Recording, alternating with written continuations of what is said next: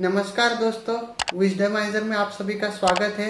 मेरा नाम है प्रीतम भंसाली और आज हम जानने वाले हैं कि किसी भी स्टार्टअप में ज्वाइन करने से पहले क्या वो ज़रूरी चीज़ें हैं जिनका आपको ध्यान रखना चाहिए। So without making any delay, let's start.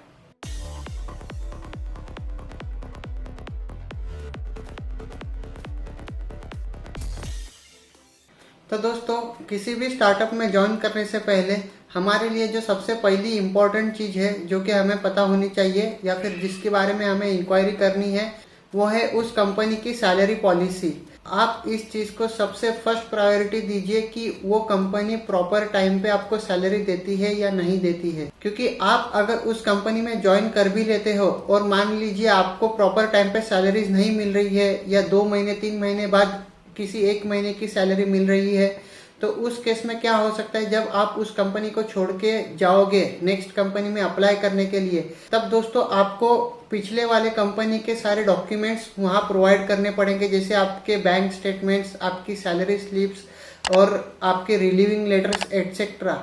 सो इन सारी चीज़ों में अगर प्रॉपर टाइम शेड्यूल पे आपकी सैलरी आपके अकाउंट में क्रेडिट नहीं हुई है, तो जिस कंपनी में आप ज्वाइन करने वाले हो वहाँ से आपको कई सारे सवाल पूछे जाएंगे कि ये जो सैलरी है ये प्रॉपर टाइम पे आपके अकाउंट में क्रेडिट क्यों नहीं हुई है।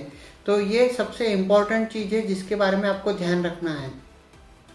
तो दोस्तों, हमारा सेकंड पॉइंट ये है कि जो भी स्टार्टअप में आप ज्वाइन करने वाले हो, उस स्टार्टअप के जो फाउंडर्स है, जो सीईओ है, उनके बारे में आप अच्छी इन्फॉर्मेशन कलेक्ट कर लीजिए।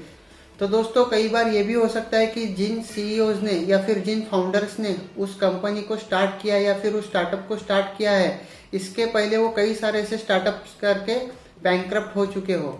तो इसका आपको स्पेशली ख्याल रखना है, नहीं तो फिर आप उस स्टार्टअप में ज्वाइन करोगे और 2 से 3 महीने बाद आपको पता चलेगा कि ये स्टार्टअप बंद हो चुका है। फिर से आपको दिक्कत आएगी किसी नए स्टार्टअप में अप्लाई करने के लिए या तो फिर किसी नई कंपनी में जॉब ढूंढने के लिए। तो इस बात का आपको अच्छे से ख्याल रखना है। तीसरा पॉइंट ये है कि उन कंपनी के इन्वेस्टर्स के बारे में आप अच्छे से जान लीजिए। जैसे फॉर एग्जांपल, कई सारे स्टार्टअप्स में बड़े बड़े वेंचर कैपिटलिस्ट, बड़े बड़े इन्वेस्टर्स इन्वेस्ट करते हैं ताकि उस स्टार्टअप का आगे अच्छे से ग्रोथ हो पाए। तो आप ऐसे स्टार्टअप में अगर अप्लाई करोगे तो ये आपके लिए ज़्यादा फायदेमंद साबित होगा। अगर आप किसी ऐसे स्टार्टअप में अप्लाई कर देते हो जिसमें कोई प्रॉपर इन्वेस्टर नहीं है या तो फिर ऐसे इन्वेस्टर ने इन्वेस्ट किया है जिसका हिस्टोरिकल बैकग्राउंड काफ़ी हद तक बुरा रह चुका है, तो ऐसे स्टार्टअप में आप ज्वाइन ना करें तो काफ़ी बेहतर होगा। तो दोस्तों, हमारा फोर्थ पॉइंट ये है कि आप जिस स्टार्टअप में ज्वाइन करने वाले हो, आप उसका एमसीए रजिस्ट्रेशन चेक कर लीजिए। अभी ये एमसीए रजिस्ट्रेशन क्या होता है? एमसीए होता है मिनिस्ट्री ऑफ कॉर्पोरेट अफेयर्स। ये एक ऐसा डेटाबेस है गवर्नमेंट का जहाँ पे सारी कंपनीज का रजिस्ट्रेशन होता है। वो कंपनी कब स्टार्ट हुई थी, उसका ओनर कौन था या फिर कौन है, इसकी सारी डिटेल्स आपको उस वेबसाइट पे मिल जाएगी, जिसका लिंक मैं आपको नीचे डिस्क्रिप्शन में मेंशन कर दूंगा। तो आप अच्छे से उस वेबसाइट पे जाके उस कंपनी के बारे में अच्छे से इंफॉर्मेशन कलेक्ट कर लीजिए। ये आपके लिए काफ़ी फायदेमंद साबित हो सकता है। तो दोस्तों, बढ़ते हैं हमारे अगले पॉइंट की तरफ। हमारा फिफ्थ पॉइंट ये है कि दोस्तों, हमेशा ये आप माइंडसेट बना के रखिए कि आप किसी स्टार्टअप में ज्वाइन करने वाले हो या ये आपका फर्स्ट जॉब है या तो मे बी आप एज ए एक्सपीरियंस उस कंपनी में ज्वाइन होने वाले हो। तो स्टार्टअप्स में हमेशा वर्किंग आवर्स फ्लेक्सिबल नहीं होते हैं या तो फिर वर्किंग आवर्स हमेशा ऑड आवर्स पे या ऑड टाइम्स पे आपको काम करना पड़ सकता है। जैसे फॉर एग्जांपल, कई बार आपको कंपनी एक्स्ट्रा टाइम वर्क करने के लिए बोल सकती है।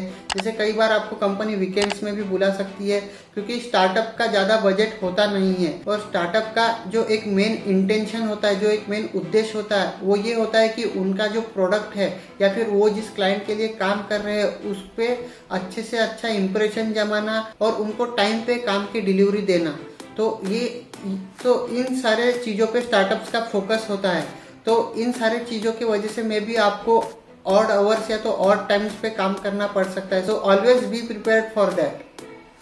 तो चलिए दोस्तों, बढ़ते हैं हमारे अगले पॉइंट की तरफ। तो दोस्तों, हमारा सिक्स्थ पॉइंट ये है कि आप जिस स्टार्टअप को ज्वाइन करने वाले हो वो किस टाइप की प्रोडक्ट के डेवलपमेंट में इन्वॉल्व है या फिर वो किस टाइप की सर्विसेज प्रोवाइड करता है। तो मे बी आप ज्वाइन होने के पहले उस प्रोडक्ट पे थोड़ा इंटरनेट पे रिसर्च एंड डेवलपमेंट करके जाए या उसके बारे में थोड़ा नॉलेज कलेक्ट करके जाए, ताकि उस स्टार्टअप में या उस कंपनी में ज्वाइन होने के बाद में आपको नॉलेज एक्विजिशन के लिए ज़्यादा दिक्कतें ना जाए। तो ये भी एक काफ़ी इम्पॉर्टेंट पॉइंट है जिसका आपको ध्यान रखना चाहिए। हमारा last but not the least 7th point ये है कि जिस भी स्टार्टअप में आप ज्वाइन करने वाले हो उसका टेक्नोलॉजिकल बैकग्राउंड थोड़ा पता कर लीजिए। जैसे किस टाइप की टेक्नोलॉजी से उसमें यूज़ होने वाली है, क्या वो टेक्नोलॉजी आउटडेटेड तो नहीं है, क्या वो टेक्नोलॉजी मार्केट ट्रेंड को सूट करती है। तो इन सारी चीज़ों का भी आप जानकारी ले लीजिए। मान लीजिए अगर उस स्टार्टअप में आप ज्वाइन होते हो और बाद में आपको पता चलता है कि ये टेक्नोलॉजी तो 20 या 25 साल पुरानी है, तो आपको आगे करियर ग्रोथ में काफ़ी प्रॉब्लम्स आएगी दोस्तों। क्योंकि कई बार ये होता है कि स्टार्टअप का मेन इंटेंशन ये होता है कि किसी ना किसी क्लाइंट से उनको कोई ना कोई प्रोजेक्ट जितना जल्दी हो सके उतना मिल जाए। अगर वो प्रोडक्ट बेस्ड स्टार्टअप नहीं है तो कई बार उनको ऐसे भी क्लाइंट्स मिल जाते हैं जिनका प्रोडक्ट काफ़ी सालों पहले डेवलप हो चुका था और उनका मेंटेनेंस अब इनको करना पड़ रहा है। तो इसके वजह से आपका नुकसान वहाँ हो सकता है। तो ये चीज़ एज ए एक्सपीरियंस आप किसी कंपनी में ज्वाइन करोगे या एज अ फ्रेशर आप किसी स्टार्टअप में ज्वाइन करोगे, सो ये जो पॉइंट ऑफ व्यू है ये दोनों के लिए इम्पोर्टेंट है। वेदर आप किसी स्टार्टअप में ज्वाइन कर लीजिए या फिर एज ए एक्सपीरियंस कैंडिडेट आप किसी कंपनी में ज्वाइन कर लीजिए। तो धन्यवाद दोस्तों इस वीडियो को एंड तक देखने के लिए।